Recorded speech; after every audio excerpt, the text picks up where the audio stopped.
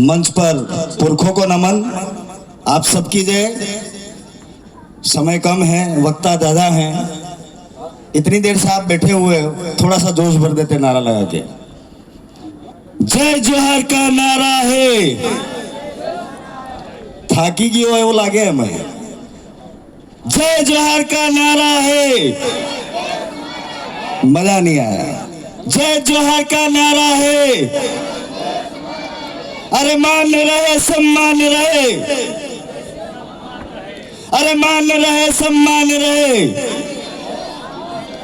धन्यवाद संचालन करता। काफी वक्ताओं ने बहुत सारी बातें बता दी है। मैं दो चार बिंदुओं पर बात बताना चाहूंगा। एक भारत का संविधान जिससे देश चलता है, व्यवस्था चलती है, सिस्टम चलता है, और एक हमारे पुरखों का संविधान जिससे आदिवासी समाज चलता है। मैं आपके बीच में ये बात इसलिए कहना चाहूंगा, आप ही के एरिया के एक थानेदार साहब ने ये बात मेरे को कहने के लिए कही है कि ये कहिएगा जरूर, अगर उस मंच पे बोलने का मौका मिले तो। हमने हमारी व्यवस्था को तार तार कर दिया है।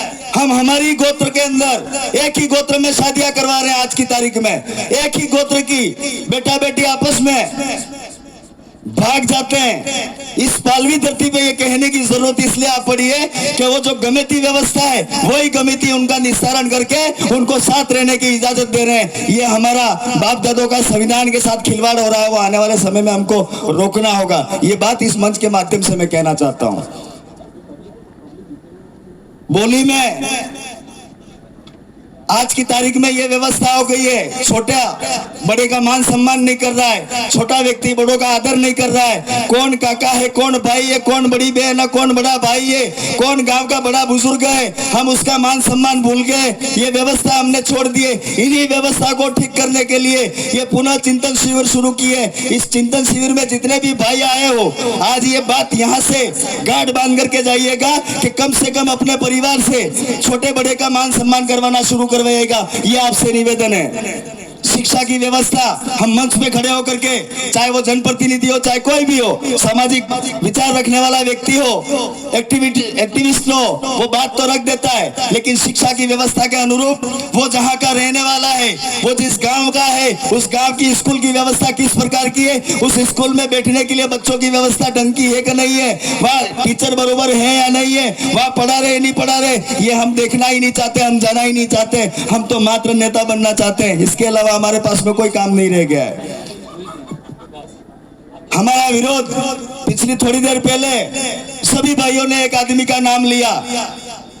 मैं नाम नहीं लूंगा क्योंकि मन्नारा होने की तैयारी में वो आदमी, ऐसा मुझे लगता है। मैंने तो फेसबुक पे पोस्ट डाली है। आप लोग थोड़ा सोचिए, डरने का जरूरत नहीं है। रिश्ते में मेरा मासाजी होता है वो, और उनका साले साहब एक यहाँ बैठे जो मेरे मामा होते हैं। इन्होंने तो एक दिन कहा था जिया जी को बुला के कूट देते हैं यूं।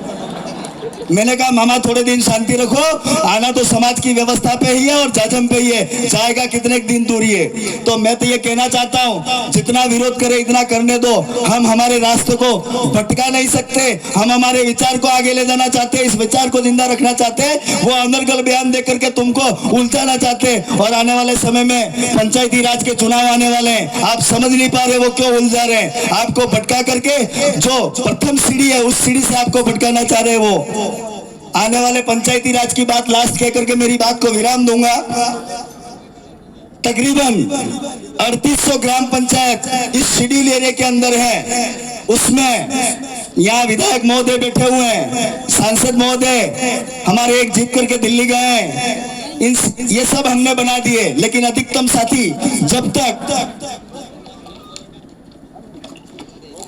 उस प्रथम सीढ़ी पंचायत की, जहाँ केंद्र से 1 रुपया आता है, राज्य से 1 रुपया आता है, चाहे किसी भी व्यवस्था का पैसा आता है, वो सरपंच के खाते में, मतलब पंचायत के खाते के अंदर आता है। आप यहाँ जितने भी बैठे हो, जिस जिस गांव से आए हो ये प्रण करके जाओ, ये विचार बहुत आगे लेकर के जाना है। आपके विचार का व्यक्ति अगर पंचायत में बैठेगा तो ये विधायक, ये सांसद और ये व्यवस्था आगे चलेगी और बहुत अच्छी मजबूती मिलेगी।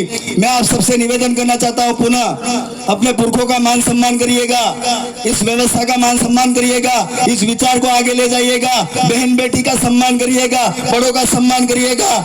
ये व्यवस्था जो पुरखों ने दी है, उस व्यवस्था को आगे बढ़ाने में हम जैसे भाइयों ने बहुत समय दिया है। कांति भाई हमारे बीच में बैठे हुए हैं, इस व्यवस्था को आए दिन आगे ले जाने के लिए रात दिन एक कर रहे हैं। दादा हमारे बीच में आज नहीं आ पाए कुछ कारणवश, वो अगर होते तो वो उनकी बात रखते। आप सब ने हमें यहाँ बुलाकर जो मान सम्मान दिया, बोलने का मौका दिया, उसके लिए बहुत बहुत धन्यवाद। आने वाले समय में खुश रहिएगा, आबाद रहिएगा, जहां भी रहो अपने बच्चों का ख्याल जरूर रखिएगा। एक लास्ट मेरी बात है जो कह देना चाहता हूं, आपके जितने भी बेटे और बेटियां हैं और बेटों को जितनी महंगी महंगी मोटरसाइकिलें लेकर के दी है आप लोगों ने, वो सुबह उठ करके उस मोटरसाइकिल का जो एक्सीलेटर होता है वो इस तरीके से तेज करके जाते हैं। मुझे ऐसा लगता है कि वो कौन से ऑफिस जा रहे हैं वो समझ में नहीं आ रहा है, या विधानसभा जा रहे हैं, लोकसभा जा रहे हैं, कहां जा रहे हैं वो समझ में नहीं आ रहा है। इतनी तेज बाइक से चलाते हैं और आपस में बाइक का एक्सीडेंट, इतना चौड़ा रोड है फिर भी बाइक से बाइक एक्सीडेंट होकर के मर रहे। मैं आप सब भाइयों से निवेदन करना चाहता हूं, अगर घर में इतनी महंगी मोटरसाइकिल ला रहे हो 4-4, 5-5 लाख की, तो कम से कम 2-2.5-3 हजार का एक हेलमेट जरूर ला करके देना। क्रियावरों में तो हम बोलते ही रहते हैं, लेकिन आज ये मंच मिला, इस मंच पे मैं आपसे निवेदन करना चाहता हूं। आपने मेरी बात को सुना, पुनः आप सबका तहे दिल से शुक्रिया। आपने ये कार्यक्रम किया, आने वाले दिनों में ऐसे ही चिंतनशील करके हमें हमारे समाज को आगे ले जाना है। धन्यवाद। जय जोहार। एक आखिरी नारा लगवा देता हूं, जय जोहार का नारा है, अरे मान रहे सम्मान रहे, प्रदेश का नाम है। धन्यवाद। जय जोहार। धन्यवाद।